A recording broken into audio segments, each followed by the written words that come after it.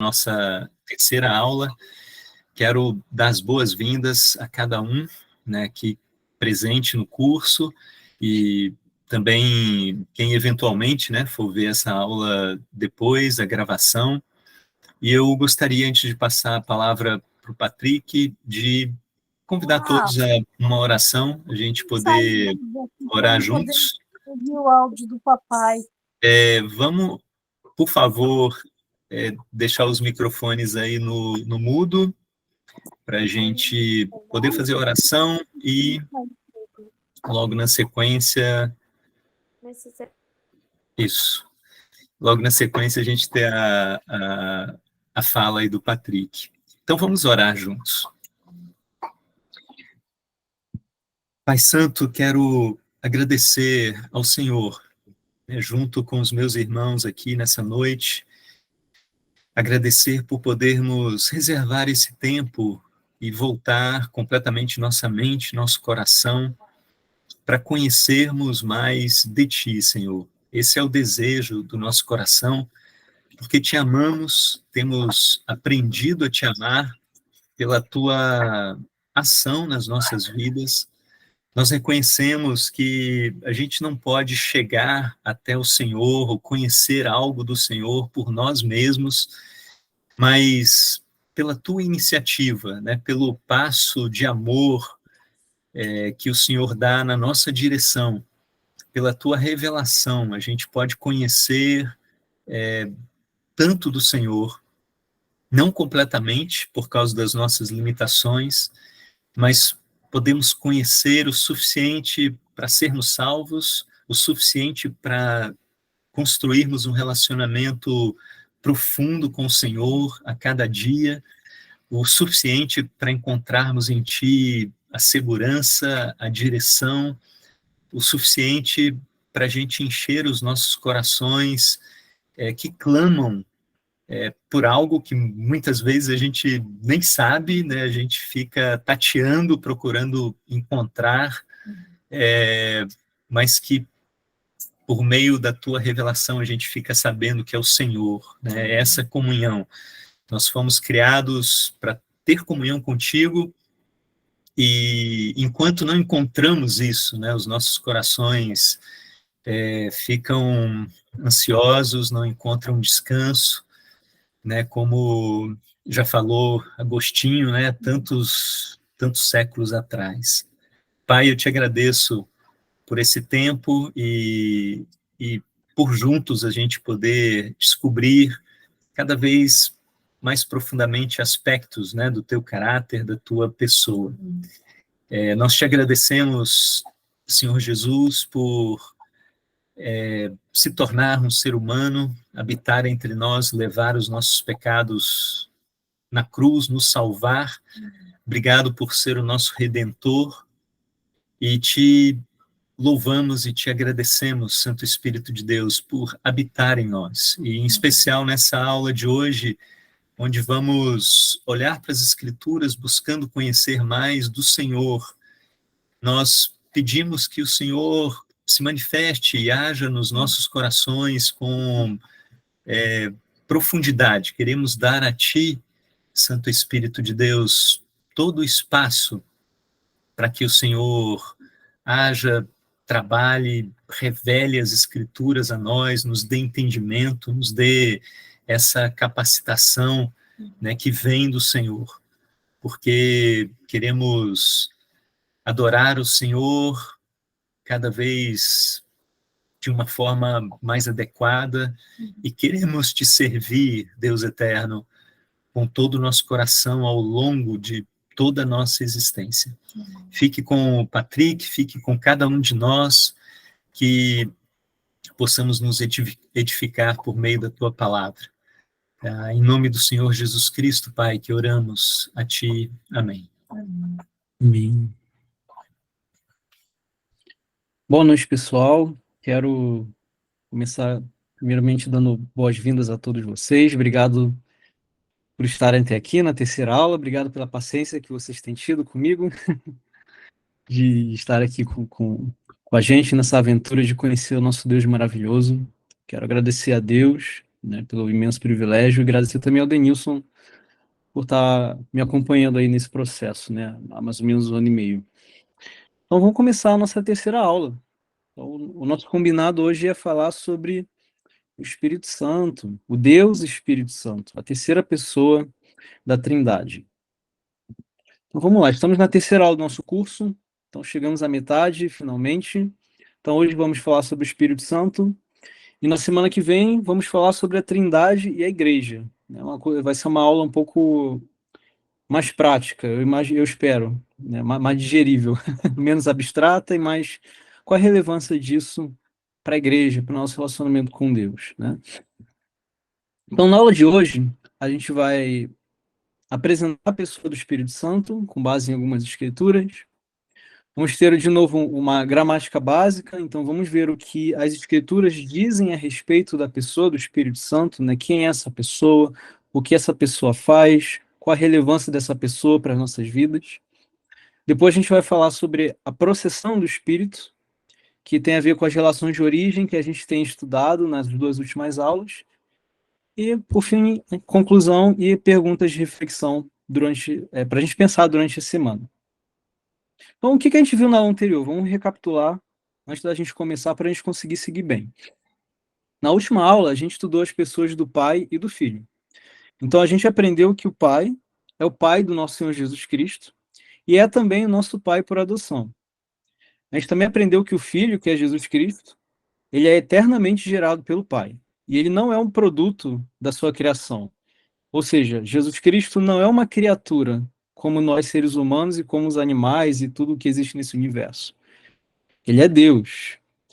Ele é consubstancial para com o Pai. Lembra dessa palavrinha? Consubstancial significa da mesma substância. Então, tanto o Pai quanto o Filho têm o mesmo ser.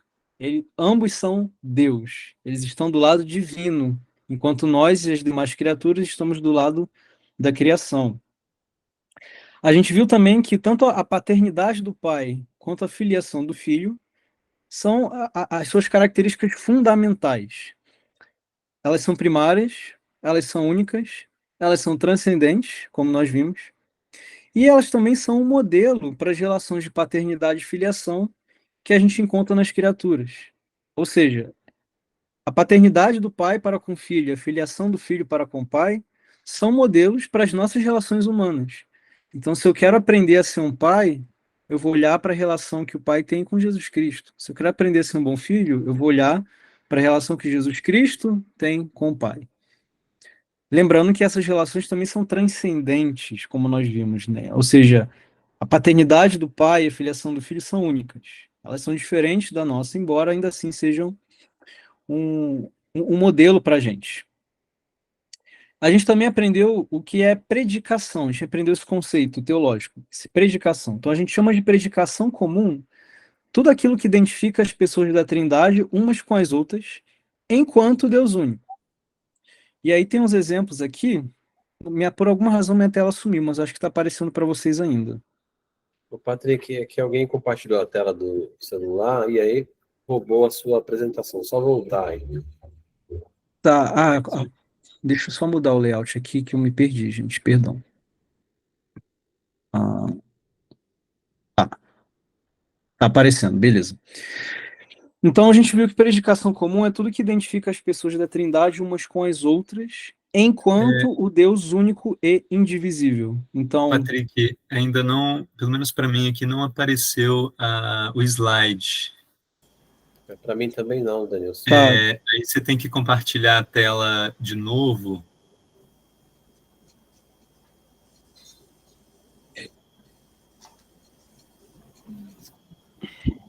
Isso, agora está indo, tá? Isso, perfeito. Beleza, maravilha. Então, vamos seguindo. Então, a gente viu que o nome de Deus, o ser de Deus, né, os atributos de Deus, as obras de Deus, todas são predicações comuns. Por quê? Porque são características do Deus único. Todas as pessoas da Trindade compartilham o mesmo nome, o mesmo ser, os mesmos atributos, as mesmas obras, inclusive. Então, todas essas coisas, todas essas características são chamadas de predicação própria. Por outro lado, predicação comum, perdão. Predicação própria já é tudo aquilo que distingue as pessoas da Trindade umas das outras. Então a gente viu que a paternidade do Pai e a filiação do Filho são predicações próprias, são exclusivas. Somente o Pai exerce a paternidade, somente o Filho exerce a filiação. Parece redundante, mas são coisas importantes para a gente entender Deus, né? Então essas coisas são exclusivas. Somente o Pai é Pai, somente o Filho é Filho. Como a gente vai ver, somente o Espírito é o Espírito. Então, essas características únicas de cada uma das pessoas são chamadas de predicações próprias. E, por fim, a gente viu 3 heresias a respeito de Deus, especialmente sobre o Filho, né? Então, a gente estudou um pouco do modalismo, do subordinacionismo e o subordinacionismo funcional eterno. Então, todos eles são desenvolvimentos errôneos da pessoa de Deus, né? E, em algum grau, esses pensamentos eles permeiam ainda o meio religioso até hoje. Então, foram desenvolvimentos prematuros, né, a respeito de Deus, né, alguns muito antigos, surgiram no século II ou III, lá quando a igreja primitiva ainda estava estabelecendo, né, e alguns ainda perduram até hoje. Então, a gente viu um pouco desses conceitos aí, fizemos algumas reflexões, né, se alguma dessas coisas permeia ainda a nossa fé e como é que a gente pode nos reconfigurar segundo as Escrituras Sagradas. Então, essa foi a aula anterior. E agora a gente vai começar, de fato, a nossa terceira aula, falando sobre a pessoa do Espírito Santo. Primeira coisa importante que a gente tem que ter em mente é que a nossa adoração a Deus, ao Deus único, envolve a nossa adoração também ao Espírito Santo, porque o Espírito Santo é Deus. Se nós adoramos Deus, nós adoramos o Pai, o Filho e também o Espírito Santo.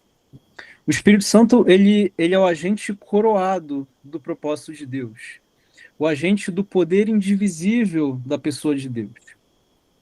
Em Efésios 4, do 4 ao 6, a gente lê o seguinte: há um só corpo e um só Espírito, como também uma só esperança quando foram chamados. Há um só Senhor, uma só fé, um só batismo, um só Deus e Pai de todos, que é sobre todos, por meio de todos e em todos. Então, só existe um Deus, um único Deus, um Deus que é indivisível, indivisível em essência, indivisível em propósitos. E o espírito desse Deus, ele é manifestado como uma pessoa também, assim como o Pai e o Filho são pessoas. Então, o espírito é uma pessoa, o Pai é uma pessoa, o Filho é uma pessoa. E o Espírito Santo, ele é apresentado para a gente, especialmente pelo Novo Testamento, como sendo o Espírito tanto do Pai, como o Espírito do Filho.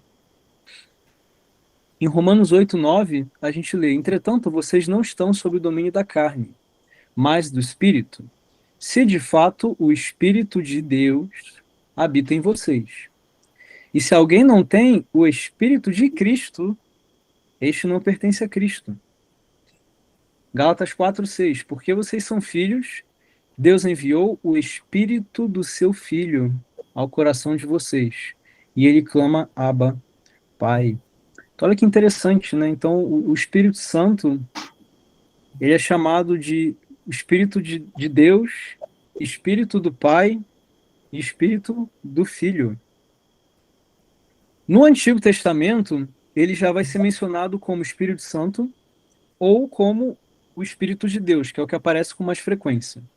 Então, lá no início da Bíblia, no primeiro livro, no primeiro capítulo, Gênesis 1, a terra era sem forma e vazia. Havia trevas sobre as águas profundas, e o Espírito de Deus se movia sobre a face das águas. Então, o Espírito de Deus estava lá durante a criação, né? Isaías 63, versículo 10. Desculpa, tem um errinho aí, é versículo 10, não 6. Apesar disso, eles se revoltaram e entristeceram o seu Espírito Santo. Por isso ele se tornou inimigo deles e lutou pessoalmente contra eles. Aqui fala explicitamente, né? Então, Isaías está escrevendo sobre o Espírito Santo de quem? De Deus. Então a gente vê que assim, o Espírito Santo, ele a Bíblia já fala do Espírito Santo desde o início. Então, do Antigo Testamento até o Novo, a gente já vê a ação do Espírito Santo, já nos é apresentado a figura do Espírito Santo, a pessoa do Espírito Santo. Como? No hebraico, a gente tem essa palavrinha ruar, e essa palavra é traduzida como fôlego, de respiração, né? Vento ou espírito. Essas são as três traduções mais comuns que a gente encontra para essa palavra. No grego do Novo Testamento, a gente encontra pneuma, que tem os mesmos significados: fôlego, vento ou espírito. Então, o significado vai depender do contexto no qual a palavra aparece, né? O que é interessante é a ideia que essas palavras trazem, que é a ideia de ar, de vento, de um fluido. Então, o Espírito Santo, ele é como, e aqui eu coloquei um destaque no como, né? Porque lembra que o nosso Deus é transcendente, né? A gente não pode colocar Deus numa caixinha. Então, fiz questão de destacar o como. O Espírito Santo é como o fôlego que preenche o interior das criaturas, conferindo-lhes vida. Existe essa imagem na Bíblia, a gente vai ver mais algumas escrituras, né? Não só pelas palavras em si, pela tradução das palavras originais, mas até o contexto em que essas palavras aparecem, parece existir uma ligação entre o espírito e o vento. A gente não sabe exatamente o significado disso, né? A implicação exata disso, porque a gente está falando de Deus, mas isso é uma coisa interessante que a gente vê especialmente no Antigo, mas também no Novo Testamento. Então, o vento, o ar, o fôlego de vida, o fôlego das criaturas, a brisa, tudo isso tem uma conotação que tem a ver com o Espírito Santo, né? É a forma com que ele se revela ao longo das Escrituras, né? Ou o Espírito Santo é como o espírito interior de uma criatura, pelo qual ela conhece os próprios pensamentos, né? A gente fala que nós temos um espírito. A Bíblia também fala que nós temos um espírito, né? Então, o Espírito Santo é um espírito. Não é o espírito que nós temos, certamente não é. Não, com certeza não é parecido com o nosso espírito humano, mas é um espírito. É o mais perto que a gente consegue chegar. Lembra que a gente viu na primeira aula? Quando está difícil, a gente olha para Cristo, porque senão fica muito abstrato, né? Então, isso é o mais perto que a gente consegue chegar. É um espírito. É uma espécie de fôlego, é uma coisa que a gente não pega. É uma coisa que transcende a matéria. É um espírito. Não tem muita explicação para isso. Mas é como a Bíblia apresenta a terceira pessoa de Deus. Essa metáfora, então, do fôlego, né, do vento, ela está desde o Antigo Testamento até o Novo. Em Gênesis 2, verso 7, a gente tem isso aqui. Então, o Senhor Deus formou o homem do pó da terra e soprou-lhe nas narinas o fôlego de vida. E o ser humano se tornou um ser vivente. Então, você pega o contexto, Deus formou o homem do barro, né? E era isso. E não tinha vida. E o que Deus faz? Deus sopra. Deus sopra um fôlego nas narinas dessa coisa de barro, e isso ganha vida e vira o ser humano. A gente também vê algo semelhante em João 20, versículo 22. Depois de dizer isso, Jesus soprou sobre eles os apóstolos e disse: recebam o Espírito Santo. Então, Jesus sopra o Espírito sobre os apóstolos. Olha de novo a imagem do sopro, do fôlego, do vento, né? Então Deus concede a vida para o homem, para a mulher, com sopro. Deus sopra, Deus dá um espírito para o homem e para a mulher. E Jesus faz algo semelhante com os apóstolos, com os 12 ali, né? Jesus sopra, os 11 no caso, Jesus sopra sobre eles o Espírito Santo e eles recebem o Espírito Santo. O contexto aqui, Jesus já tinha sido morto e ressuscitado, né? E aqui ele estava pronto para ascender aos céus. E ele sopra o Espírito sobre os 11, né? Já não tem Judas, então são 11, e aí ele sopra o Espírito, né? O fôlego, o vento, de novo.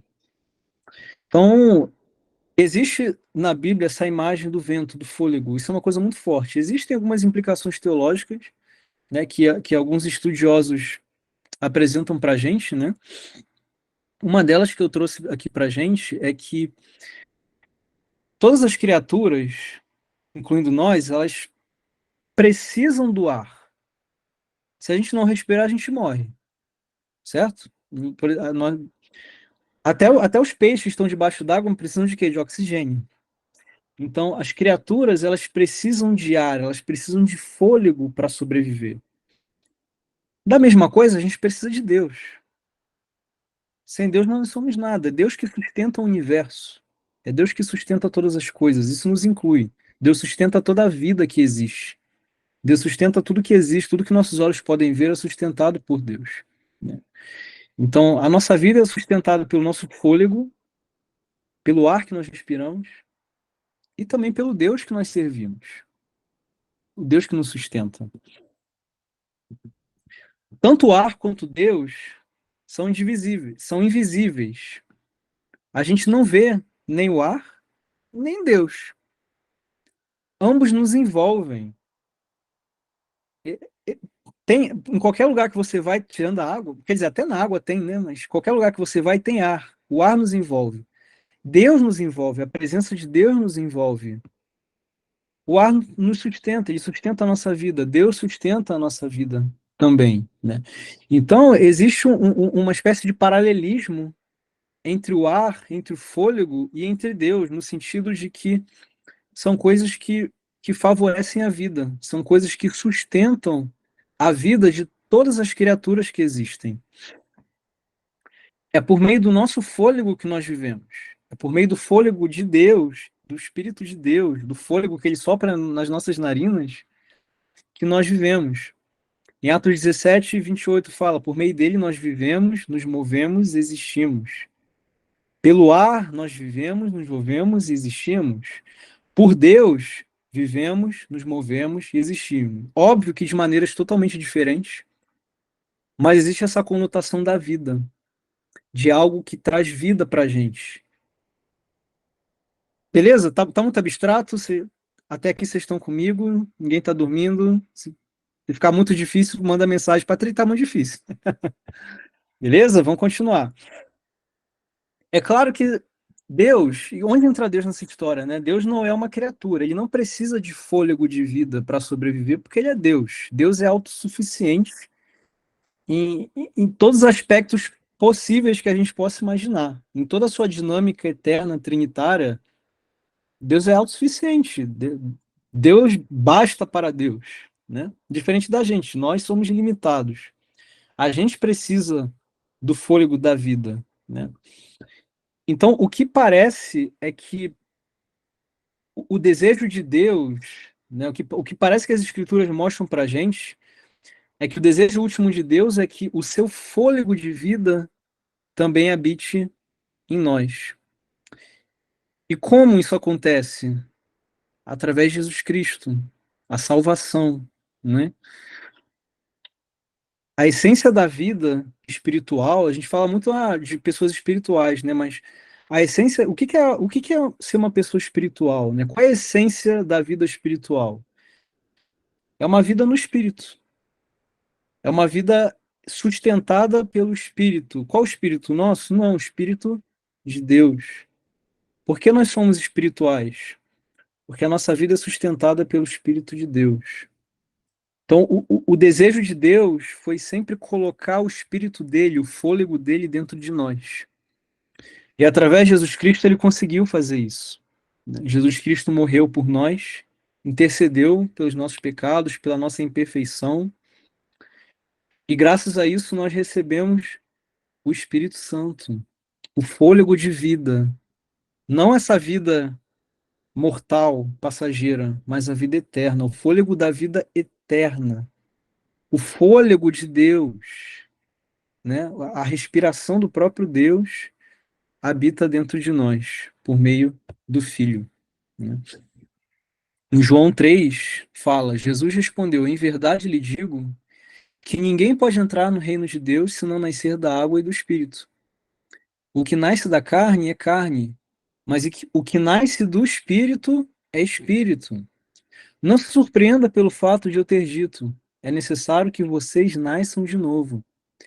O vento sopra onde quer, você o escuta, mas não pode dizer de onde vem, nem para onde vai.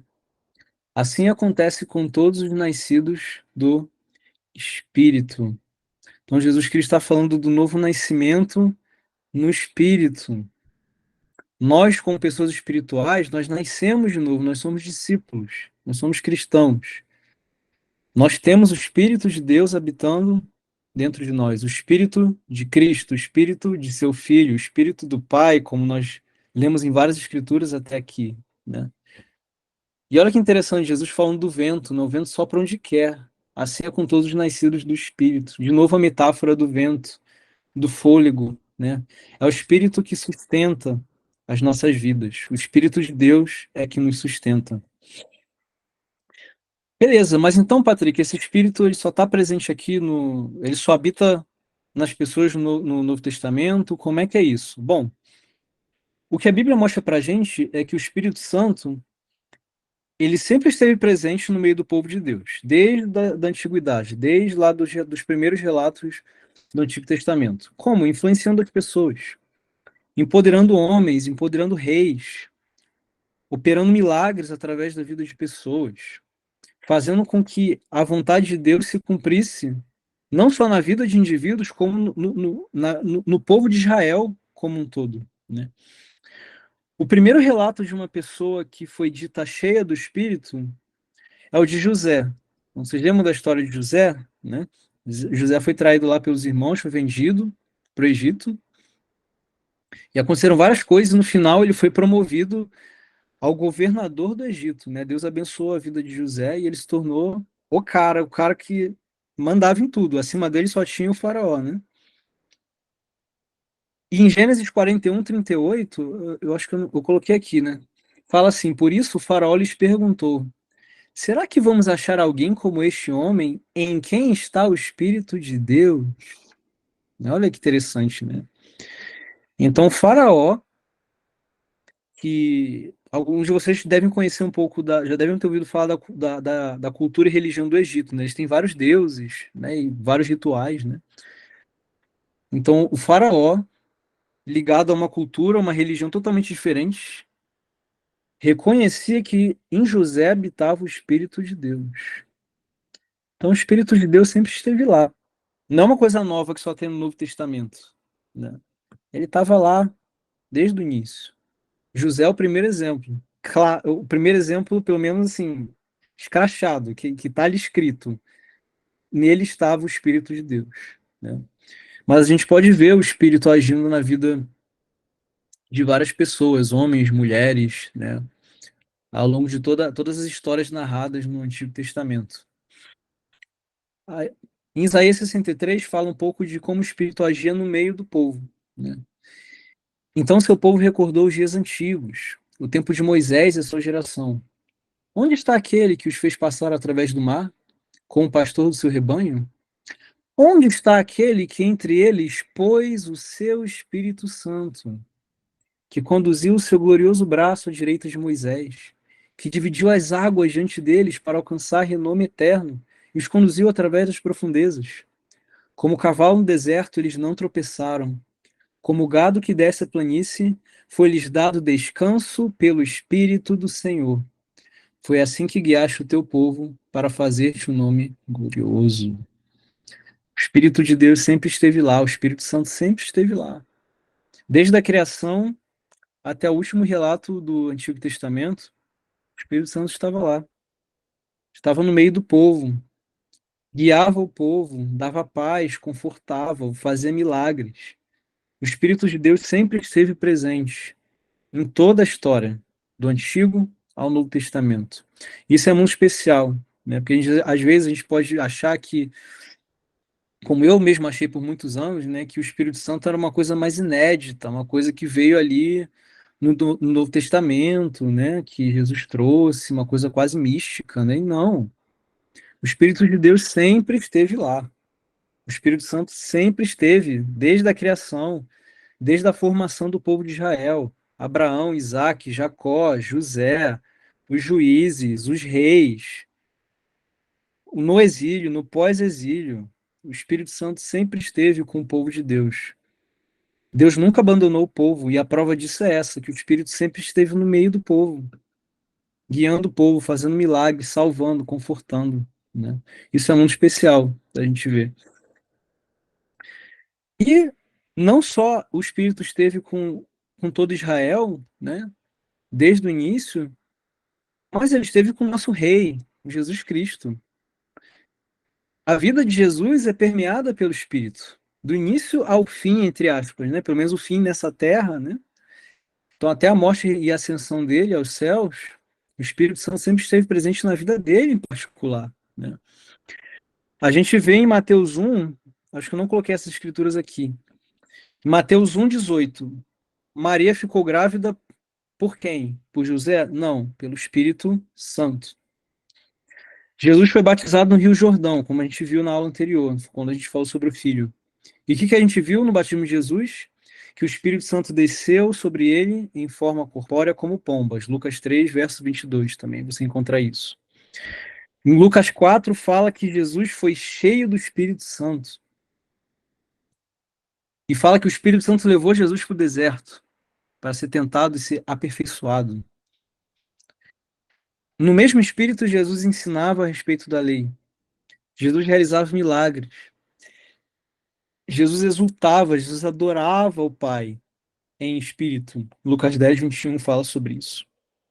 A ressurreição de Cristo é uma obra do Espírito. Jesus anuncia o reino de Deus, um reino que estava por vir, né? E esse reino é inaugurado pelo Espírito, como a gente vai ver. Em Romanos 1, Paulo escreve assim, acerca do seu filho, que segundo a natureza humana era descendente de Davi, e que mediante o Espírito de santidade foi declarado com poder Filho de Deus pela sua ressurreição dentre os mortos, Jesus Cristo nosso Senhor. Por meio dele recebemos graça e apostolado para chamar todos os gentios à obediência da fé por causa do seu nome. A ressurreição de Cristo é uma obra do Espírito, assim como toda a vida de Cristo. E é interessante porque o Filho é Deus, né? E a gente vê a pessoa do Espírito agindo na pessoa do Filho, enquanto ele estava nessa terra em forma humana, para cumprir a obra redentora do nosso Deus, indivisível, né? E aí, finalmente, no dia de Pentecostes, narrado lá em Atos 2, a gente vê o Espírito inaugurando o reino de Deus, né? Quando chegou o dia de Pentecostes, estavam todos reunidos em um só lugar. De repente veio do céu um som, como de um vento muito forte, e encheu toda a casa na qual estavam sentados. Apareceram línguas de fogo que se separaram e pousaram sobre cada um deles. Todos ficaram cheios do Espírito Santo e começaram a falar em outras línguas, conforme o Espírito permitia que se expressassem, né? Aqui é o cumprimento da promessa de Jesus, né? Que ele falou: olha, eu vou enviar o conselheiro, eu vou enviar o Espírito. Aguenta aí que eu vou mandar. Eu vou para o Pai e vou mandar o conselheiro. E aqui o Espírito Santo chega e inaugura a vinda do reino de Deus, né? E uma coisa muito interessante é que quando Lucas escreve aqui, ele fala que no versículo 2, né? Veio do céu um som como de um vento muito forte e encheu toda a casa. Então, de novo, a gente vê a figura do vento sempre atrelada ao Espírito, né? Isso é um mistério de Deus, né? Não existe uma explicação para isso, mas é a forma com que o Espírito se revela a nós, né? Com essa imagem de um vento, de um fôlego, de algo que traz a vida, né?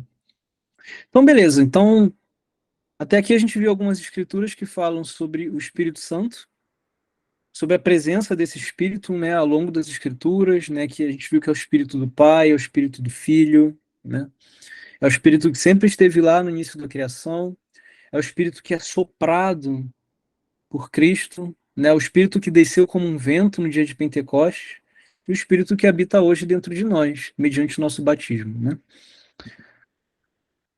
A habitação do Espírito Santo nos crentes é o selo da adoção pelo Pai por meio da redenção alcançada pelo Filho, né? Então, o Espírito Santo ele é o selo, né? A gente recebe o Espírito no nosso batismo e ele é o que sela a nossa redenção, a ação de Deus nas nossas vidas, né? O nosso renascimento nas águas, né? O nosso, como Jesus falou, o novo nascimento, que é o nascer do Espírito. Então, o Espírito Santo, ele vem selar, né? Em 2 Coríntios 1 fala, ora, é Deus quem faz que nós e vocês permaneçamos firmes em Cristo. Ele nos ungiu, nos selou como sua propriedade e pôs o seu Espírito no nosso coração como garantia do que está por vir. Então, esse é o Espírito Santo. Esse é a pessoa de Deus que habita em nós. É o próprio Deus que nos cela. É o próprio Deus habitando em toda a sua magnitude dentro dos nossos corações. Ele nos cela como propriedade, como Paulo escreve. Né? É a garantia da nossa salvação, a garantia da esperança que nós temos da vinda de Jesus Cristo para nos levar. Né? Então, essa é a introdução ao Espírito Santo. Né? Isso é o que a Bíblia fala sobre o Espírito. O que a gente vai ver agora é um pouco da gramática. Então, como as Escrituras descrevem o agir do Espírito e a pessoa do Espírito com relação à pessoa do Pai e do Filho. Então, a gente vai basear essa nossa gramática no que Jesus falou a respeito do Espírito, que está lá em João capítulo 16, dos versos 12 ao 15. Jesus fala assim: tenho ainda muito que dizer, mas vocês não o podem suportar agora. Quando, porém, o Espírito da verdade vier, ele os guiará a toda a verdade. Não falará de si mesmo, falará apenas o que ouvir e anunciará a vocês o que está por vir. Ele me glorificará, porque receberá do que é meu e o anunciará a vocês. Tudo que pertence ao Pai é meu. Por isso, eu disse que o Espírito receberá do que é meu e o anunciará a vocês. Palavras do Filho, Jesus Cristo, a respeito do Espírito Santo, a terceira pessoa da Trindade. Então, a obra do Espírito, a pessoa do Espírito e a sua obra de consumação, de selamento, né, do agir de Deus, ela pode ser qualificada de três maneiras, né, como a gente lê nessas escrituras aqui, com relação às pessoas do Pai e ao Filho. Então, o Espírito é o quê? Ele é o Espírito da verdade. Ele é o Espírito que não fala de si mesmo, mas fala apenas o que ouvir. Ele é o Espírito que recebe aquilo que é de Cristo e anuncia aos discípulos. Né? Então, primeiro, no verso 13, Jesus fala que o Espírito Santo, ele é o Espírito da verdade. Dessa forma, ele identifica a pessoa do Espírito Santo com a si mesmo. Alguns vão se lembrar que em João 14, verso 6, Jesus fala: eu sou o caminho, a verdade e a vida. Ninguém vem ao Pai a não ser por mim. Né? O próprio Cristo se identifica como sendo a verdade. Né? E ele fala aqui que o Espírito da verdade, né? Ele vai enviar o Espírito da verdade. Né? Então aqui a gente vê uma identificação entre a pessoa do Espírito e a pessoa do Filho por meio desse atributo da verdade, né? É o Filho da verdade e o Espírito da verdade. Segundo, que o Espírito não fala de si mesmo, mas ele fala apenas daquilo que ele ouve. Isso também está no versículo 13. Então aqui a gente vê uma distinção entre a pessoa do Espírito e a pessoa do Filho. Claramente são duas pessoas diferentes. O Espírito não está falando dele mesmo enquanto Deus, mas ele está falando do Filho. Ele está sendo muito específico, né? O Espírito fala aquilo que ele ouve do Filho e do Pai. E a terceira coisa é que o Espírito fala a respeito do Filho, tomando ou recebendo aquilo que o Filho tem em comum com o Pai, anunciando a seus discípulos, nos versos 14 e 15. Aqui eu destaquei, tomando ou recebendo, porque ambas as traduções são cabíveis no grego. Não é errado nenhuma delas. A palavra grega para isso pode ser traduzida como tomar ou receber, né? Tomar aqui não é no sentido agressivo de deixa eu pegar uma coisa à força. É você ir pegar uma coisa que já foi dada para você. Você vai, pegou. Então o Espírito, ele toma, ele recebe aquilo que o Filho tem em comum com o Pai e ele dá para os discípulos, ele anuncia para os discípulos, né? Então, o que a gente consegue observar daqui? O Espírito Santo, ele não é um mero emissário divino, mas ele possui tudo aquilo que o Pai e o Filho possuem, porque ele recebe do Filho e o Filho recebe do Pai, né? Então, como a gente viu nos versículos 14 e 15, tudo que o Pai possui pertence ao Filho. Tudo que o Filho possui pertence ao Espírito. Por isso o Espírito pode glorificar o Filho. Por quê? Porque o Espírito tem acesso à glória do Filho, que foi dada ao Filho pelo Pai. Parece um pouco confuso. Mas vamos lá. Tudo que o Filho tem, tudo que Cristo tem, vem do Pai, porque o Pai deu para ele toda a glória, toda a majestade, todo o poder, toda a honra foi dada do Pai para o Filho. O que o Filho faz? Dá tudo isso para o Espírito. Então o Espírito tem acesso a tudo que o Filho tem e, consequentemente, a tudo que o Pai tem, porque tudo vem do Pai. O Pai é a fonte de todas as coisas, né? Então o Espírito Santo, ele não é um emissário. Ele não é um cara que leva daqui e leva dali. Ele tem tudo isso, porque ele foi dado. De novo, Patrick, como assim isso foi dado? Quer dizer que ele não tinha antes e em algum momento ele passou a ter? Aqui a gente esbarra um pouco no que a gente estava falando sobre o filho, do fato do filho ser gerado na aula anterior, né? Lembra que a gente está, de uma certa forma, tentando falar de um Deus que não cabe dentro de uma caixa. Então, naturalmente, esse jogo de palavras que a gente usa não é suficiente para descrever a grandeza do Deus que a gente serve. Mas, de novo, é o que são as ferramentas que a gente tem e é a forma com que Deus se revelou dentro do tempo e do espaço que é limitado. Lembra da analogia? Imagina um Deus infinito que veio para dentro de uma caixinha. Foi assim que Deus se revelou para nós, através da Bíblia e através das nossas vidas, né? Não é porque ele não tem poder, mas é porque a criação não comporta o ser de Deus. Então a gente tem que se contentar com descrições como essa.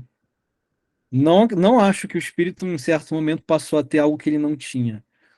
Mas é a descrição que as Escrituras dão para a gente, é a forma que a gente tem de entender o mistério do Deus que a gente serve. Então, esse é o Espírito Santo. Segundo o próprio Jesus. É que é uma coisa muito importante. É Jesus que está falando essas coisas. Não que se isso fosse escrito por um apóstolo ou por um profeta não teria importância. Não é isso. Mas acho legal a gente considerar que o próprio Deus está falando de si próprio para nós, falando sobre o seu Espírito, né? Então, esse é o Espírito Santo. Ele tem acesso a tudo que o Pai e o Filho têm. Ele é o próprio Deus. Ele não é um emissário, mas ele é Deus, porque ele tem tudo o que Deus tem. Toda honra, toda glória, todo poder, toda majestade, toda adoração, ele tem tudo, porque ele foi dado. Quer dizer que foi dado em algum momento? Não sabemos. Provavelmente não, porque ele é eterno. Mas é como ele foi revelado através das Escrituras para nós. Pessoal, até aqui tudo bem? Dá um joinha para saber se vocês estão vivos, se ninguém está dormindo aí, tá? Por favor. Vamos continuar. Uma vez que o Espírito, então, possui todas essas riquezas, tudo que o Pai e o Filho têm, ele é capaz, plenamente capaz, de compartilhar isso com a gente, que somos quem? Os filhos de Deus. Para quê? Para que a gente seja cheio de plenitude. Olha o que está escrito em Efésios capítulo 3. Oro para que, segundo as riquezas da sua glória, ele os fortaleça poderosamente no íntimo, por meio de quem? Do seu Espírito. Isso para que Cristo habite pela fé no coração de vocês, de modo que estejam arraigados e alicerçados no amor. Assim vocês perceberão com todos os santos qual é a largura, o comprimento, a altura e a profundidade do amor de Cristo, e conhecerão esse amor que excede todo conhecimento, para que sejam cheios da plenitude de Deus. Eu amo essa escritura, olha como é especial. O que Paulo está orando aqui, né? Paulo está escrevendo isso, então ele ora para que nós sejamos fortalecidos por meio do Espírito Santo. O Espírito que tem acesso a todas as riquezas, a toda a glória do nosso Deus, toda a glória do Pai, do nosso Criador, toda a glória do Filho, nosso Redentor, nosso Rei, nosso Salvador. Então, esse Espírito nos fortalece. Esse Espírito nos torna plenos, ele nos enche para que a gente seja pleno. Como é essa plenitude? Para que a gente esteja arraigados e alicerçados no amor. E não é qualquer amor, é o amor de Cristo. Para que a gente perceba qual é a largura, o comprimento, a altura e a profundidade do amor de Cristo. Então é isso que o Espírito faz com a gente, né? Ele nos transporta para dentro de Deus. Ele faz com que a gente tenha acesso ao ser de Deus, ao amor de Deus. O amor do Filho que nos salvou, que morreu na cruz por nós, o amor do Pai que nos criou, né? Então, é isso que o Filho faz, é isso que o Espírito faz, o Espírito nos preenche, nos torna plenos de amor, plenos de convicção do quanto Deus, o Deus triuno, o Deus único e indivisível, ele nos ama, né? E só fazendo um parênteses, falando de mim, do que eu tenho experimentado com Deus, né? Esse entendimento do Espírito Santo, né, como o próprio Deus, tem sido muito especial na minha vida, né? Eu já compartilhei um pouco na aula passada, né, das minhas questões a respeito do Filho, né? Como o Filho, como Jesus Cristo não tinha tanta relevância na minha vida, apesar de ser o meu Senhor, né? Mas que eu sempre corria para o Pai, porque eu trazia uma bagagem familiar muito extensa. E conhecer Deus, conhecer especialmente o Espírito Santo, né? Poder meditar, poder passar tempo com Deus, ouvindo o Espírito Santo, através das Escrituras, através da oração, através do silêncio, né? São coisas que têm transformado a minha vida, porque eu tenho sentido exatamente o que essas Escrituras falam, né? Esses últimos 2 anos, especialmente o último ano em particular, que foi um ano muito difícil para a minha fé, foi um ano em que eu tive muita certeza do quanto Deus me amava, porque através do Espírito eu senti o que essa Escritura fala, né? A largura, o comprimento, a altura e a profundidade do amor de Cristo. E eu tenho convicção de que isso veio pelo Espírito. Não é algo que eu obtive pelas minhas forças, porque eu fui e estudei sobre o assunto, né? Mas porque eu entendi que o Espírito Santo é o próprio Deus e eu entendi o que ele faz na minha vida. Eu entendi que ele me transporta para a essência de quem é Deus. E essa essência é amor, é comunhão, né? Então, quando eu parei para ouvir, para meditar, para orar, ouvir a voz do Espírito, né? Eu consegui experimentar esse amor de uma forma muito viva na minha vida.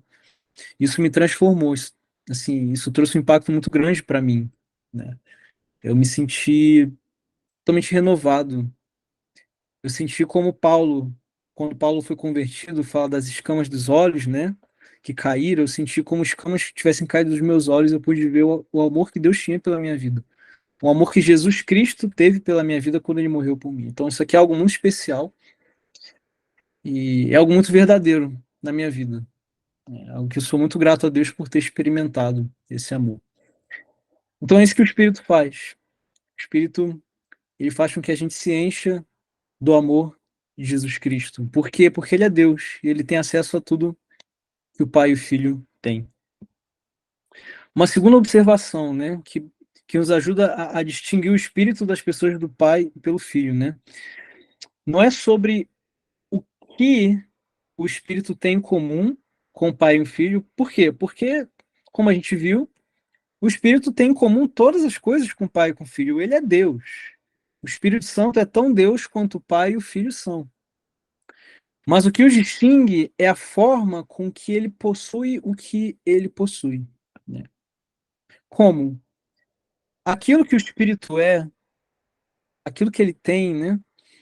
Ele toma ou ele recebe do Pai e do Filho, como a gente viu lá em João, né, nos versos 14 e 15. Então, o Espírito, ele recebe, o Espírito, ele toma do Filho, ele recebe do Filho todas as coisas. E a segunda coisa é que aquilo que o Espírito fala, aquilo que ele transmite para nós, para nossas vidas, não é sobre si mesmo, mas como ele é o Espírito da verdade, assim como Cristo é a verdade, ele fala aquilo que ele ouve do Pai e do Filho, né? Então, essa aqui reside a relação de origem, né? Então, o Espírito recebe o que ele tem do Filho e do Pai, e ele fala do que ele ouve do Pai e do Filho, né? Ele é o Espírito que ouve as palavras que o Pai profere para o Filho. Ele é o Espírito que ouve as palavras que o Filho profere para o Pai. Ele é o Espírito que eternamente, é o Espírito que sempre esteve lá, é o Espírito que sempre ouviu o Pai falando coisas para o Filho e o Filho falando coisas para o Pai, desde toda a eternidade. Ele não passou a existir, ele sempre esteve lá como Deus. E ele sempre ouvia as palavras, ele sempre recebia aquilo que era do Pai e do Filho, e sempre ouviu tudo aquilo que foi dito entre o Pai e entre o Filho. Uma explicação que Paulo dá sobre o Espírito, né, lá em 1 Coríntios 2 é: Deus, porém, o revelou a nós por meio do Espírito. O Espírito sonda todas as coisas, até mesmo as profundezas de Deus. Pois quem conhece os pensamentos do homem, a não ser o Espírito que nele está? Da mesma forma, ninguém conhece os pensamentos de Deus, a não ser o Espírito de Deus. O Espírito Santo, ele conhece os pensamentos de Deus. Porque ele é eterno, ele sempre esteve, ele é o próprio Deus. Ele sempre esteve com o Pai e com o Filho. Ele conhece os pensamentos do Pai e do Filho. Ele ouve as palavras do Pai e do Filho. E tudo aquilo que ele ouve, como Jesus falou, ele transmite para nós. Ele transmitiu isso para os profetas, ele transmitiu isso para os apóstolos. E através das Escrituras, que, como a gente vê em Timóteo, são o quê? Inspiradas por Deus. Esse mesmo Espírito transmite essas palavras para nós hoje, através da Bíblia que nós temos, que nós lemos todos os dias, né? Então, ele é o fôlego divino que carrega as palavras do Pai para o Filho e as palavras do Filho para o Pai.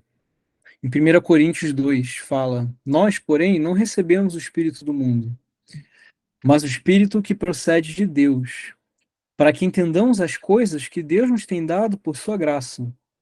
Delas também falamos, não com palavras ensinadas pela sabedoria humana, mas com palavras ensinadas pelo Espírito Santo, explicando o que é espiritual com palavras espirituais. Então nós recebemos Cristo, nós recebemos as palavras a respeito de Cristo por meio do Espírito. Todos nós aqui que somos cristãos, nós fomos convencidos pelo Espírito Santo. O Espírito nos convenceu de que Jesus é o Filho de Deus, veio à Terra, morreu pelos nossos pecados, foi ressuscitado, subiu aos céus e hoje está sentado à direita de Deus. Foi o Espírito Santo que nos convenceu dessa verdade. Por esse mesmo Espírito nós fomos batizados e esse mesmo Espírito hoje habita dentro de nós. Esse Espírito é o único que consegue entender os pensamentos de Deus, porque ele é Deus. Logo, só esse Espírito pode revelar para a gente os mistérios da profundeza de Deus. Quem é de fato o nosso Deus? É esse Espírito que nos ajuda a falar de coisas que são espirituais. Porque como a gente vai falar de algo que a gente não entende? Como a gente pode ser capaz de falar de uma coisa que transcende a nossa imaginação? Como falar de um Deus que é infinito, que é maior do que tudo que existe, que toda a criação? É impossível para nós, mas não é impossível para o Espírito. Nós só podemos falar o que nós falamos, nós só podemos ser seres espirituais porque nós temos o Espírito Santo de Deus. É esse Espírito que fala através das Escrituras, que fala do nosso coração sobre as verdades do nosso Deus, sobre o ser maravilhoso, infinito, bondoso, misericordioso, que é o Deus que a gente serve. E um último ponto, para a gente encerrar essa parte de gramática, é que, embora, como a gente viu, a palavra espírito em grego, né, é pneuma, né? Essa é uma palavra de gênero neutro. Sempre que Jesus se refere ao espírito, tanto com essa palavra quanto outras, como conselheiro, né, consolador, ele vai falar com pronomes masculinos. O que eu quero dizer com isso? Que o Espírito Santo, ele é uma pessoa. Jesus não iria se referir ao Espírito Santo usando pronomes usados para pessoas se ele não fosse uma pessoa, se ele fosse um objeto, se ele fosse um fluido, uma força sobrenatural. E aqui, se a gente volta na escritura de João 16, que a gente está lendo, tirando a nossa gramática, presta atenção nas palavras que estão destacadas em vermelho, né? Então, o Espírito os guiará a toda a verdade. O Espírito falará, não falará de si, mas falará do que ouvir e anunciará. Então, ó, guiar, falar, ouvir, anunciar. Ele me glorificará, porque receberá do que é meu. Todos esses verbos destacados, né, especialmente esses em vermelho, né, são verbos que descrevem ações de uma pessoa. Não são verbos que descrevem ações de um objeto. Um objeto não ouve, um objeto não fala, uma pedra não fala, uma pedra não ouve. Uma pedra não guia ninguém, uma pedra faz a gente tropeçar, mas uma pedra não é capaz de guiar. Uma pedra não recebe nada. Quem dirá receber a glória do próprio Deus, né? Então aqui fica claro que Jesus está se referindo a uma pessoa. Ele está falando de ações que são executadas por uma pessoa. Não é um objeto inanimado. Não é uma força sobrenatural. Isso é uma das coisas mais importantes assim que a gente pode tirar sobre o Espírito Santo, né?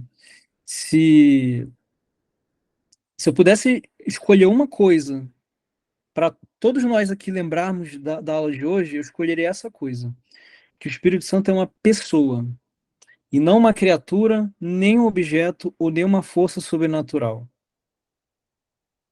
Acho que eu escolheria isso como uma coisa mais importante para a gente levar, porque isso muda a nossa percepção sobre Deus.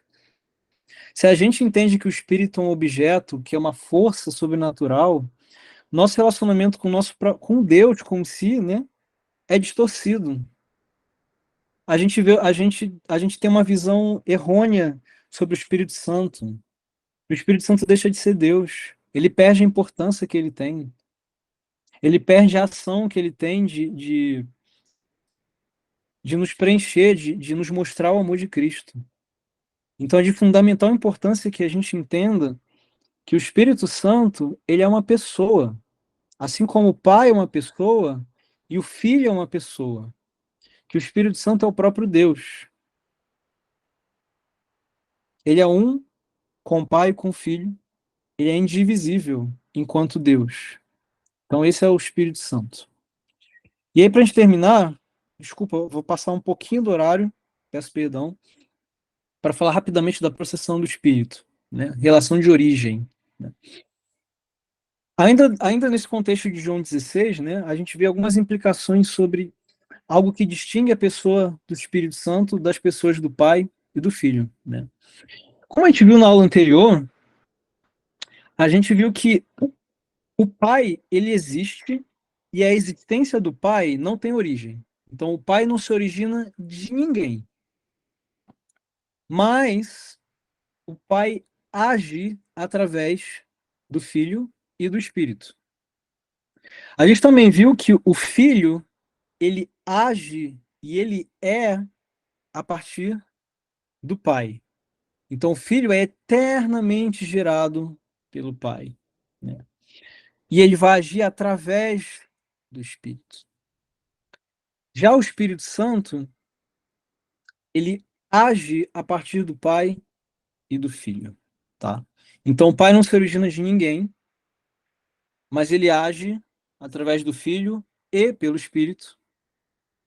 O Filho tem sua origem no Pai e age através do Espírito, pelo Espírito, quer dizer. E o Espírito, ele se origina no Pai e no Filho, agindo, né? Ele procede, ele vem a partir das pessoas do Pai e do Filho. Então a gente usa essa palavra, né? Processão. Quer dizer que o Espírito, ele procede, ele vem da parte do Pai e do Filho em eternidade. E ele chega a nós através do tempo, assim como o Filho. Então, na aula passada, a gente falou que o Filho, ele é eternamente gerado pelo Pai.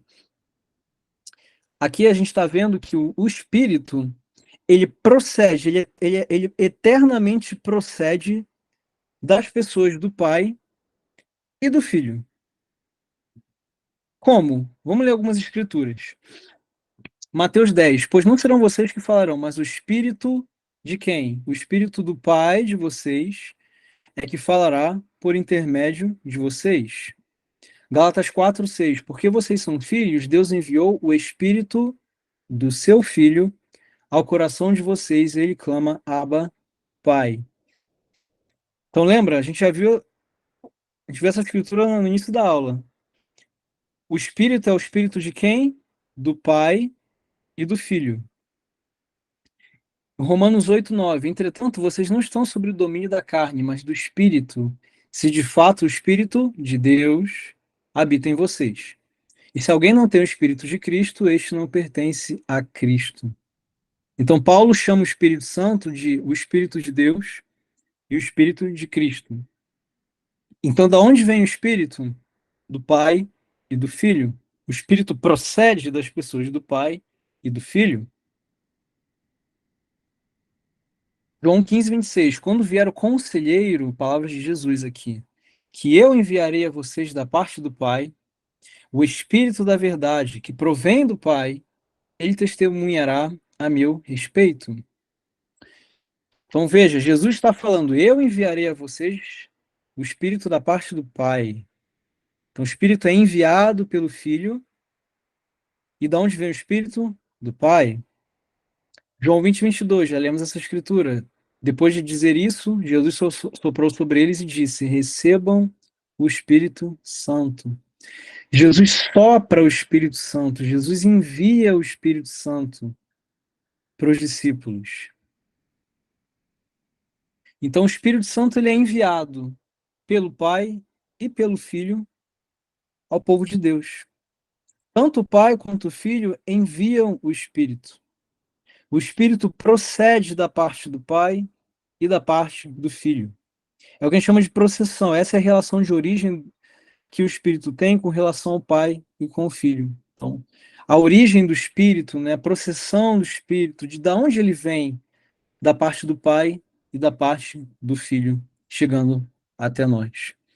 João 14:26. Contudo, o conselheiro, o Espírito Santo, que o Pai enviará em meu nome, ensinará a vocês todas as coisas e fará que se lembrem de tudo o que eu disse. Então, o Pai envia o Espírito no nome do Filho. Olha que legal isso. E Jesus que está falando isso, né? O Espírito é enviado pelo Pai no nome do Filho. Todas as coisas são do Filho. Lembra? Tudo foi criado através do Filho. Toda a glória, toda a honra é para o Filho. O Espírito é enviado no nome do Filho. Isso é muito especial.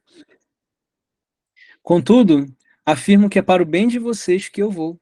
Se eu não for, o conselheiro não virá para vocês. Mas se eu for, eu o enviarei.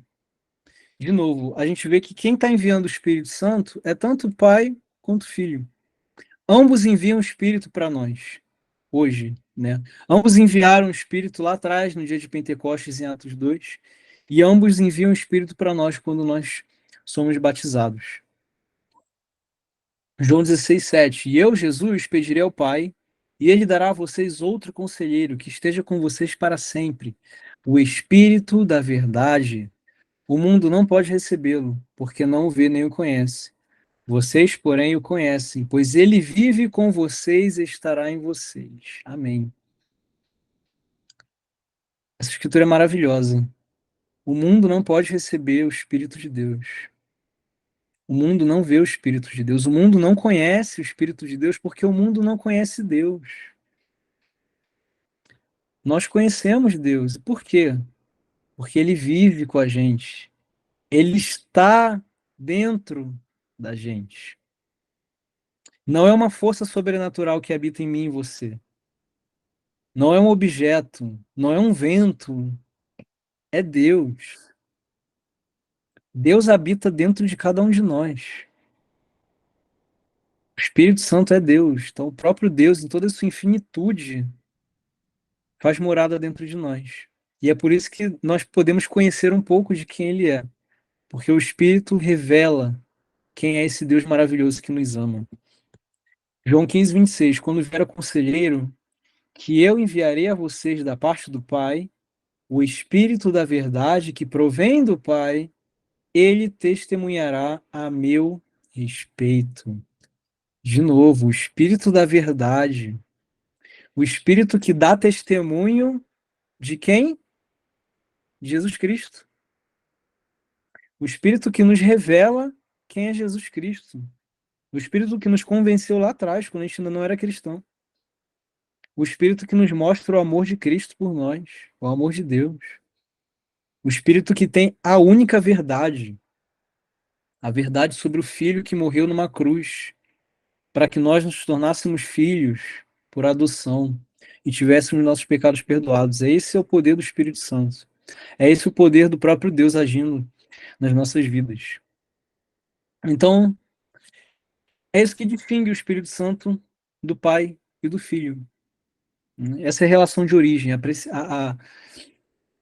O Filho ser enviado pelo Pai e pelo Filho, dando testemunha de tudo que ele ouve do Pai e do Filho para nós, revelando a pessoa de Deus para nós, porque ele habita em nós. E é por isso que nós podemos conhecer o nosso Deus maravilhoso. Então, para a gente fechar, desculpa ter dado uma corridinha por causa do nosso horário. Então, na aula de hoje, a gente viu que o Espírito Santo é a terceira pessoa da Trindade. Ele é o Deus único, juntamente com o Pai e com o Filho. O Deus único e indivisível, em essência, em atributos, em propósito e em adoração também. A gramática que a gente utiliza para falar do Espírito, né, baseada no que Jesus ensinou para a gente, lá em João, né, envolve a gente reconhecer que esse Espírito é o Espírito da verdade.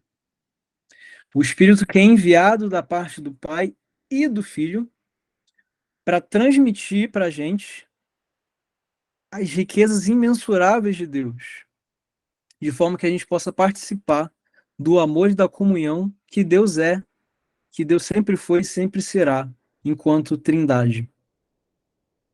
E também queria lembrar, por último, né, que lembra que nós somos batizados no nome de quem? Do Pai, do Filho e do Espírito Santo. A gente abençoa as pessoas por meio do Espírito Santo. O Espírito, ele não é um objeto de adoração, um mero objeto de adoração nosso. Na verdade, o Espírito Santo é a causa da nossa adoração a Deus. Deus procura os verdadeiros adoradores que o adorarão em espírito e em verdade. Nós adoramos a Deus por causa do Espírito.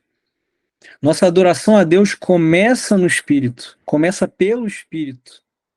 Então é por causa do Espírito que está em nós que nós adoramos o nosso Deus. Então a nossa adoração começa por Ele.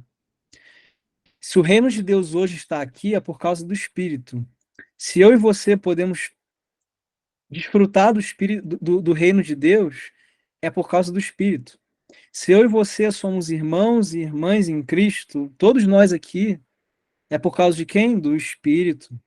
É o Espírito que nos une, que nos cela. É a garantia da nossa salvação. Esse é o Espírito Santo de Deus. Então, pessoal, eu queria deixar essas duas reflexões para a gente, pensar durante a semana, né? Então, a sua percepção e a sua adoração ao Espírito Santo estão de acordo com o discurso trinitário encontrado nas Escrituras? Caso não estejam, de que forma você pode trabalhar suas convicções nas próximas semanas? Então, eu queria convidar você a refletir no seu entendimento sobre o Espírito Santo. De novo, baseado nas Escrituras, né? Então, siga os exemplos dos bereanos, depois da aula, pegue, a aula vai ficar gravada, os slides vão estar no grupo, pegue os slides, releia as Escrituras, medite, ore, pense, avalie sua vida, avalie seu relacionamento com Deus, né? E veja se o seu entendimento a respeito do Espírito Santo está de acordo ou não com as Escrituras. E se existe algo que precisa mudar, não entre em pânico, não ache que sua vida espiritual não vale, muito pelo contrário. Lembra que Deus é amor e misericórdia. Então, quais os passos que você precisa dar? Se existe alguma convicção que você precisa ajustar, dê passos, ore, peça a Deus direção e dê os passos que você precisa dar para que a sua adoração e seu relacionamento com Deus sejam de fato completos e bíblicos. E a segunda pergunta, de que maneira você experimenta as riquezas de Deus na sua vida através do Espírito, né? Então, eu falei um pouco da minha vida, né? Então, meditando nas Escrituras, meditando no Espírito, meditando no entendimento a respeito do Espírito, eu consegui sentir o amor que Deus tem pela minha vida. Isso, para mim, foi muito importante no momento que eu estava atravessando, que era um momento de dificuldade, um momento de doença mental que eu passei, de confusão espiritual, de questionar o amor de Deus. E eu encontrei essa riqueza do amor através do Espírito. Então, eu quero encorajar você a pensar como você hoje experimenta essas coisas, né? Eu tenho certeza que você já experimenta, talvez você só não saiba. Então, eu quero te convidar a refletir e pensar em como você percebe o agir de Deus na sua vida, como você experimenta as coisas boas que Deus tem te dado através do Espírito, como você experimenta um relacionamento profundo através do Espírito Santo. Beleza, pessoal? Então, quero muito agradecer a paciência de vocês, peço desculpas por ter passado um pouquinho do horário, e muito obrigado pela companhia, por estarem firmes até aqui, por não terem dormido, mas por estarem acompanhando aqui esse curso. Tem sido muito especial para mim ter vocês aqui. Então, muito obrigado. Muito obrigado, meu amigo. Excelente, um tempo muito edificante, revigorante, né? Demais a gente passar alguns minutos, como passamos agora, enchendo a nossa mente com escrituras a respeito do Espírito Santo de Deus e trazendo, né, para o nosso coração essa realidade, né, que pela graça de Deus a gente vive. Presente maior, né, que a gente poderia receber do Pai e do Filho é a presença do Pai e do Filho em nós por meio do Espírito, né, que habita em nós. Então, além da realidade, né, do Espírito Santo ser uma pessoa, como você trouxe, para mim, pessoalmente, assim, eu fico muito grato de pensar, como você falou, né, na vida espiritual que nós temos, que é por meio do Espírito, né? A vida espiritual é a comunhão com o Espírito Santo de Deus, né? Isso é o que é verdadeiramente uma vida espiritual, e o fato de que, pela obra de Cristo e pela habitação do Espírito em nós, a gente é levado para o meio dessa comunidade, né, trinitária, em comunhão com Deus único e verdadeiro. Então, pensar nessas coisas que são transcendentes, mas ao mesmo tempo são muito reais, né, na vida de cada cristão, isso é maravilhoso. E a gente tem aqui o Isildo, depois o João Batista. Fica à vontade, Isildo, para fazer seus comentários, perguntas, e depois o João. Boa noite, irmãos. Denilson, Patrick, muito obrigado de coração pelo esforço enorme, né, de fazer essas aulas e de estar nos horários e as orações e a participação de todos os irmãos também. Obrigado mesmo. É um comentário e uma pergunta, né, ao Patrick, com referência a esse momento, nessa virada de chave. Houve uma crise, né? Se relatou um desafio pessoal que acabou produzindo um esforço, né? E através do Espírito Santo você chegou ao amor numa dimensão maior, né? E tão preenchedora que gerou, acredito que esse curso também, né? Essa expressão de você querer distribuir isso por mais pessoas. Então, obrigado novamente. Uhum.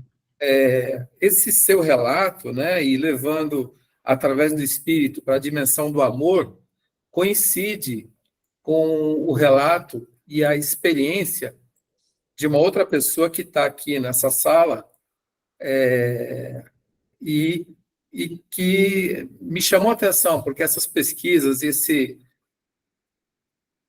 esse lado, né, de se buscar um aprofundamento, né, porque na experiência cristã, você pode ter um mês na fé ou muito tempo na fé, chega um certo momento onde você, de fato, precisa de um reforço, né, de uma nova ênfase, enfim.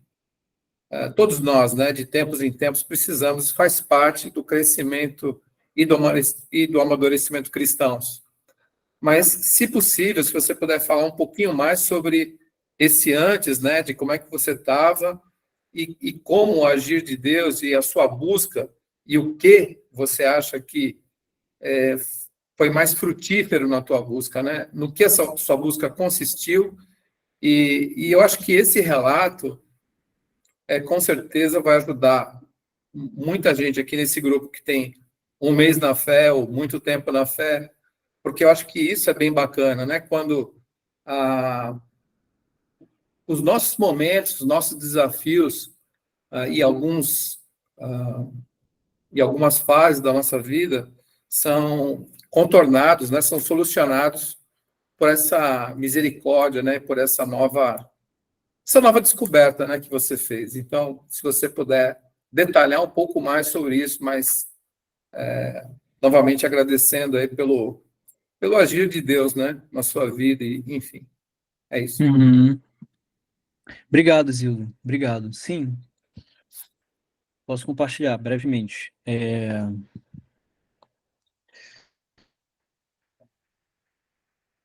Há um tempo atrás, eu li um livro chamado Espiritualidade Emocionalmente Saudável.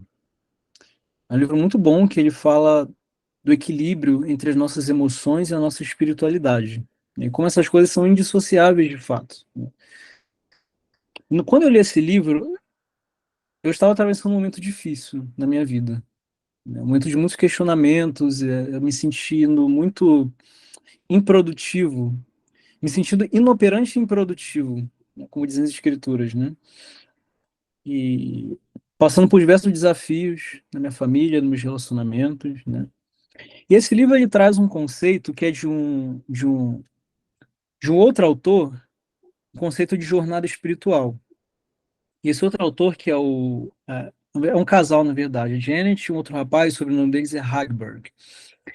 Eles falam que existe um momento da nossa caminhada com Deus, da nossa jornada com Deus de fé, que a gente encontra uma muralha. O que é essa muralha? Essa muralha é uma coisa, é uma situação que você se vê ali incapaz de contornar. É um momento que você para e você estagna, que você sente que você não tem forças para escalar ou para quebrar, para atravessar. Como isso se traduz, né? Normalmente é um período em que você questiona a sua fé, a sua motivação, as suas emoções, você questiona a sua vida, tudo que você fez até aqui, né?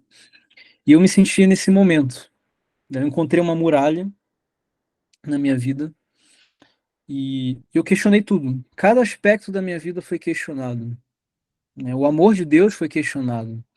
A minha salvação foi questionada. Então isso abalou muito a minha fé, né? E eu comecei esse processo. Bom, eu preciso atravessar isso aqui, né? Senão eu vou continuar sendo inoperante e improdutivo. Ou pior ainda, morrer espiritualmente, por conta dos questionamentos, né? E aí, nesse meio período, eu comecei minha parceria com o Denilson, né?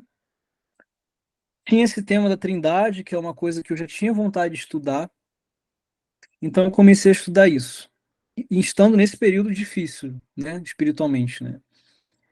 E aí, conforme eu fui estudando esse tema da Trindade, eu fui me aproximando mais de quem era Deus.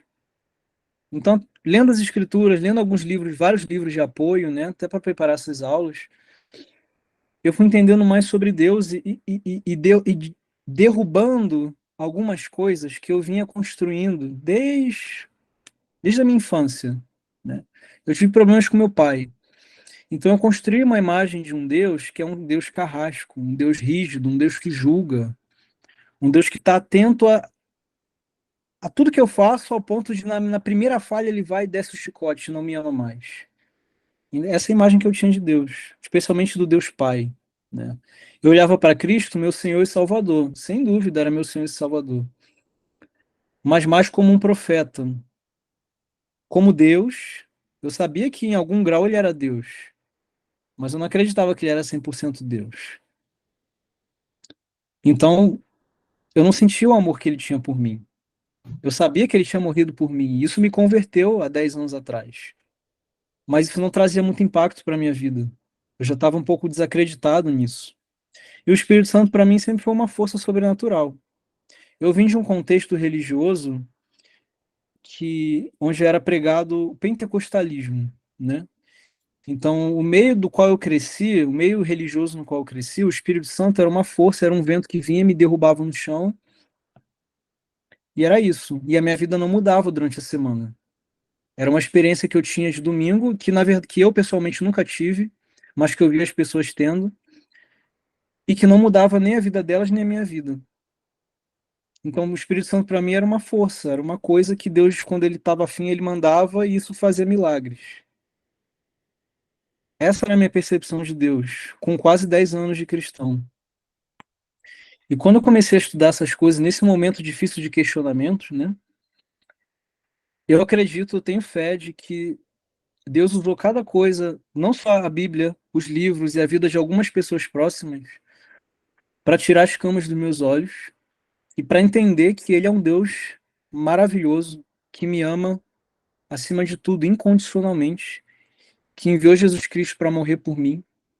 Eu entendi que Jesus é meu rei, que ele é o meu Deus, como Tomé fala, Jesus é o meu Deus. Eu entendi isso de uma vez por todas.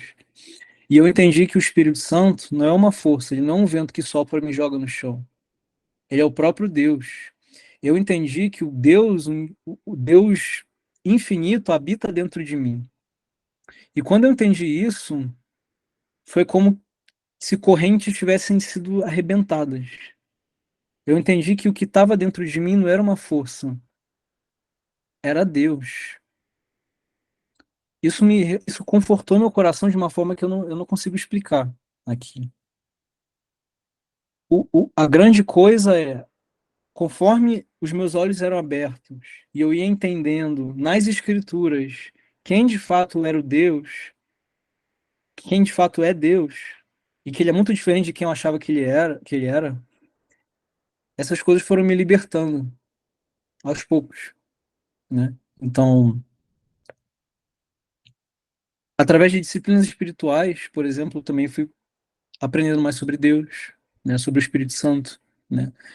Meditando, meditação é uma coisa que tem me ajudado muito, especialmente desse ano para cá, que é quando eu tenho feito com mais frequência e tem me ajudado a perceber a presença de Deus, a presença do Espírito, né?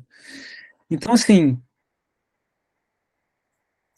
foram coisas que me libertaram de mim mesmo, me libertaram das coisas que eu construí a respeito de Deus, com base na minha vivência familiar, religiosa e social, né? E o entendimento dessas coisas, baseado nas escrituras sagradas, foi o que transformou meu relacionamento com Deus, né? Então hoje eu sinto que eu consegui quebrar essa muralha, ou dar a volta, pelo menos, né? Eu ainda lido com algumas consequências, mas eu estou em outra fase, né? Que é a fase de olhar para dentro de mim agora, para as coisas que ficaram, pegar isso, reconfigurar e seguir em frente na minha caminhada com Deus. Então, é isso. Obrigado, obrigado por ter aqui. Muito obrigado. Amém. Obrigado, Patrick. João?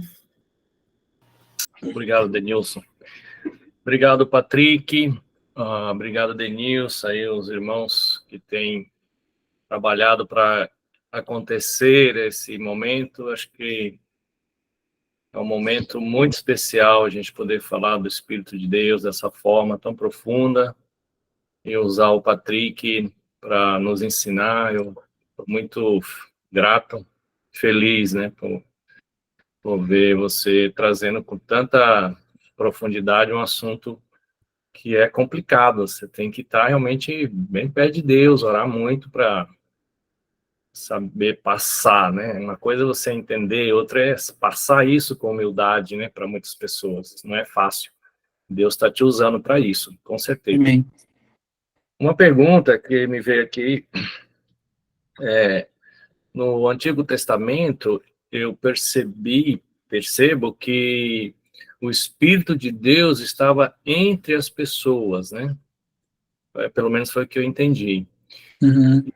Já no Novo Testamento, o Espírito está dentro das pessoas. Então, isso tem a ver com que no Antigo Testamento as pessoas não eram batizadas, pelo menos eu não conheço nenhum relato, né? E Uhum. com Jesus, então, as pessoas foram batizadas e aí, então, o Espírito agora passa a estar dentro. É isso, ou você poderia ajudar nesse sentido? Obrigado. Entendi. Obrigado, João. Obrigado. Eu só estou procurando uma escritura aqui que veio na minha cabeça. Tá bom. Muito interessante o ponto que você tocou, né, sobre a habitação do Espírito, né? O Antigo Testamento, na maioria dos relatos, como você bem falou, né, vai dizer que o Espírito estava entre o povo, agia entre o povo, né? De fato, empoderava pessoas, fazia milagres através dos profetas, né? A Bíblia também fala que o espírito que Davi tinha um espírito. Davi ora falando para Deus, por favor, não tire de mim o seu espírito, né? Então, tem alguns poucos exemplos que falam do espírito em pessoas, né? Mas o que parece é que existe uma diferença na forma com que o espírito estava nas pessoas no Antigo Testamento e depois que ele foi enviado por Cristo. Primeiro aos 11, depois a todos os discípulos, né, em Pentecostes. A Bíblia não é muito clara sobre isso. Deixa eu até passar o slide aqui, nas minhas referências. Esse primeiro livro, The Holy Spirit Introduction, ele vai falar um pouco sobre isso. Não é extenso, mas ele tem algumas páginas para discutir sobre esse assunto. Então a Bíblia ela não deixa claro, mas parece, e aí a nossa interpretação, a interpretação de nós humanos, parece que era diferente. E por quê?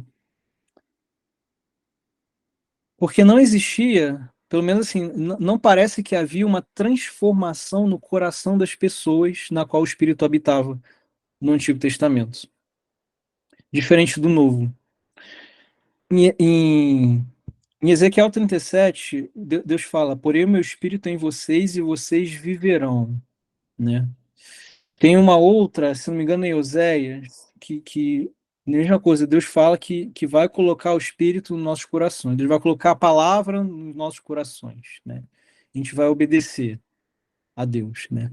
Então, o que dá a entender, de novo, nossa interpretação é que a forma com que o Espírito habita o coração das pessoas difere, de forma que somente depois que ele de fato é enviado por Cristo e pelo Pai, é que ele entra dentro de nós a ponto de transformar as nossas vidas e, como a gente leu, dar esse testemunho a respeito do Pai e do Filho.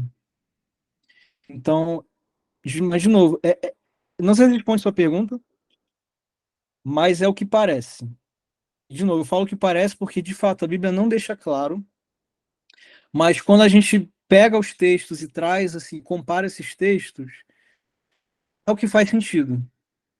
Responde sua pergunta? Tranquilo, muito obrigado, foi ótimo, obrigado. Obrigado, João. Amém.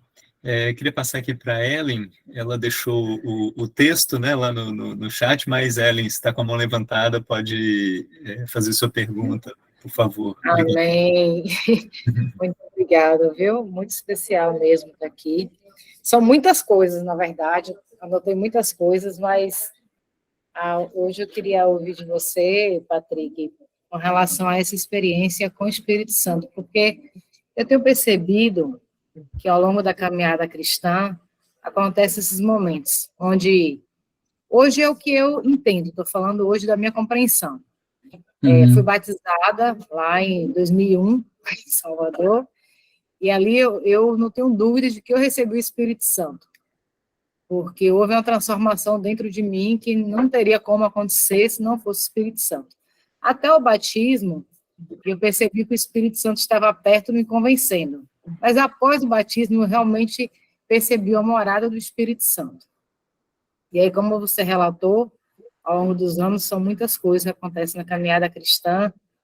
E antes, um pouco da pandemia, eu já percebia o Espírito Santo mesmo me atraindo a uma compreensão diferente do próprio Espírito que eu não tinha.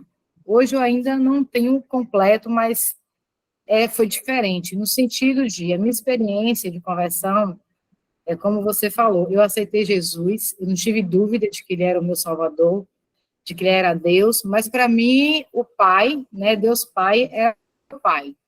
Então, uma visão um pouco distorcida, bastante ruim. Por muitos anos, para mim, Deus era aquele velhinho que estava lá, esperando o primeiro erro, para me dar rasteira, para me apontar, para me julgar. Então, foi algo que eu acredito que foram mais de 15 anos para ser curado. Eu me lembro nitidamente que foi uma experiência de cura. Não foi uma coisa que eu fiz, simplesmente. Foi uma experiência de cura. E após isso, aí, acho que um pouquinho antes da pandemia, e foi muito forte na pandemia, eu tive um experimentar, eu acho que essa é a palavra, né, do Espírito Santo de forma diferente, que até então não conhecia e estou até hoje tentando compreender. Por isso as perguntas aí que eu coloquei para você com relação ao Espírito Santo. Você relata desse segundo momento, né, dessa segunda experiência com o Espírito Santo. Eu sei que a gente tem aí no meio evangélico, principalmente na questão pentecostal, algo que eu acho que é demasiadamente, né, com relação ao encontro do Espírito Santo, que é cair no chão, que é... Não vou criticar, porque eu não experimentei, se eu não experimentei, eu não posso dizer que não acontece assim, mas eu não conheço, eu não experimentei o Espírito Santo dessa maneira, né, que você cai, se joga no chão, e nem experimentei no sentido dos dons, do falar em línguas, mas há algo diferente. Então, em cima disso e do que você traz também da experiência que você teve, é que eu queria perguntar com relação a esse segundo momento, que eu não sei se é o segundo toque, eu não sei se é o segundo momento de se revestir do Espírito Santo, eu não sei se a palavra seria batismo com o Espírito Santo, mas até a própria Escritura, né, está recheada dessa descrição, e que hoje eu não tenho um entendimento completo sobre isso, e a nossa igreja também não fala dessa experiência separada. Então, eu queria saber se é um momento distinto. Obrigado, Ellen. Já ficou claro? São muitas coisas para falar. Eu acho que sim. Eu vou tentar responder, resumindo, né? No que diz respeito, assim, à minha experiência mais recente, né? Eu já tive experiências com o Espírito de Deus desde depois do meu batismo.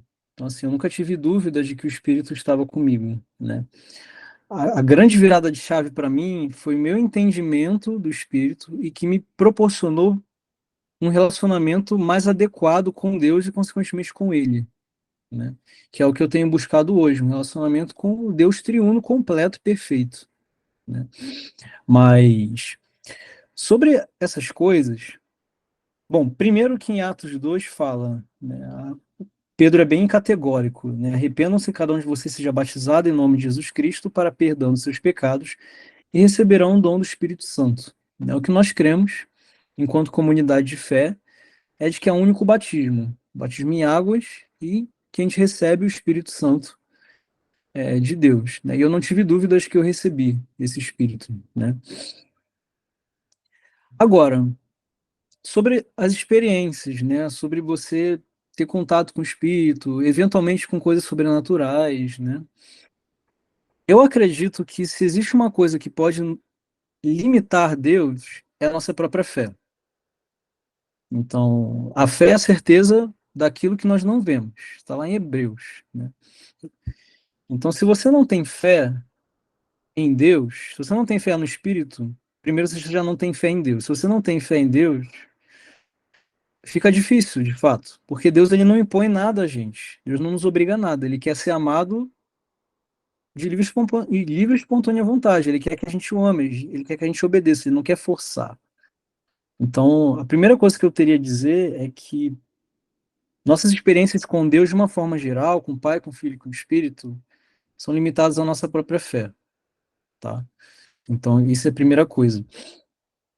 Sobre aquilo que é sobrenatural, bom, a Bíblia tem alguns exemplos no Novo Testamento sobre o agir do Espírito. A Bíblia vai falar sobre os dons espirituais, né? A Bíblia fala sobre falar outros idiomas. Por que eu não estou falando falar em línguas? Porque a tradução é idioma. É uma língua falada, não é uma língua misteriosa. Falar outros idiomas, fala sobre dom de cura, fala sobre expulsar demônios, entre outras coisas, né? As nossas igrejas, elas têm autonomia doutrinária para falar sobre esses assuntos. Então, por isso eu não vou defender nenhum ponto nem o outro aqui, porque tem pessoas de várias igrejas do nosso movimento. Cada igreja vai pensar de uma forma, tá? A Bíblia não fala categoricamente nem que esses dons não existem, nem que esses dons continuam, tá? Eu acho que um bom termômetro para a gente é o seguinte: o nosso Deus é um Deus que se revela em baderna, é um Deus que quer holofote. Eu acho que isso é um ótimo termômetro. Por que que eu falo isso com muito extremo respeito? Porque é difícil pensar que o espírito vai agir num ambiente que não é saudável espiritualmente. Quando você olha para as escrituras, você não vê a ação do espírito num ambiente de desordem. Você não encontra isso. Então, eu acho que é um bom termômetro para a gente questionar as experiências que a gente vê, e talvez até as nossas, como essas coisas, em que contexto essas experiências com o Espírito Santo e com Deus de uma forma geral, elas acontecem. É um contexto espiritual, é um contexto de revelação a respeito das pessoas do Pai e do Filho, porque é isso que o Espírito Santo faz. O Espírito fala do Pai e do Filho. Acontece dentro desse contexto, Deus é glorificado ou pessoas são glorificadas? Então são coisas que eu acho que ajudam a gente a questionar de forma saudável, tá? Saudável. Eu acho que esse é o ponto. A gente tem que ter equilíbrio na nossa fé, para a gente também não pender para nenhum dos dois extremos. Nós não podemos ser frios, como Jesus fala lá em Apocalipse, né, na carta à Laodiceia, não podemos ser frios nem mornos. Era bom que a gente seja quente, né? Mas vamos tomar cuidado, porque às vezes esse quente pode ser quente demais. Pode ser um quente que não é saudável, pode ser um quente que ultrapassa aquilo que as escrituras revelam. As escrituras são o nosso juiz, como Jesus também fala. Quem vai julgar são as escrituras. São as palavras de Cristo. Tá? Então elas são o nosso juiz. Então as escrituras são o nosso termômetro. Elas que vão nos ajudar a gente a entender sobre essas experiências que a gente tem, ou não, com o Espírito Santo e com o próprio Deus, tá? Mas assim, o que as escrituras falam pra gente? E nós somos batizados e recebemos o Espírito Santo. Então, o que eu acredito eu acredito na pregação de Pedro, que só existe um batismo. Nesse batismo nós temos o Espírito. Agora, as experiências que nós temos com o Espírito, nós vamos ter desde o início até o final da nossa caminhada com Deus. E isso vai muito da fé que a gente tem. O que eu busco hoje não são coisas sobrenaturais com o Espírito Santo. O que eu busco hoje é conhecer Deus. Eu quero que o Espírito me mostre quem é o Deus que me ama incondicionalmente.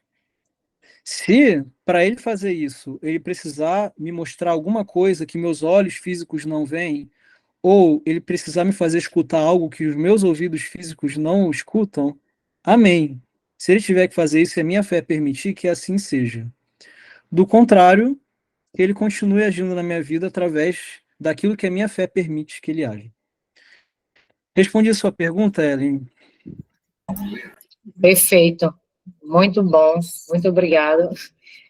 Me ajudou bastante e me trouxe tranquilidade também, porque uma coisa é quando você busca demasiadamente, né, como você disse, outra coisa é quando o Espírito vem e revela sem você buscar, trazendo algo do sobrenatural, e isso tem acontecido, isso tem sido cada vez mais nítido, e muito obrigada, me ajudou bastante. Amém. Obrigado.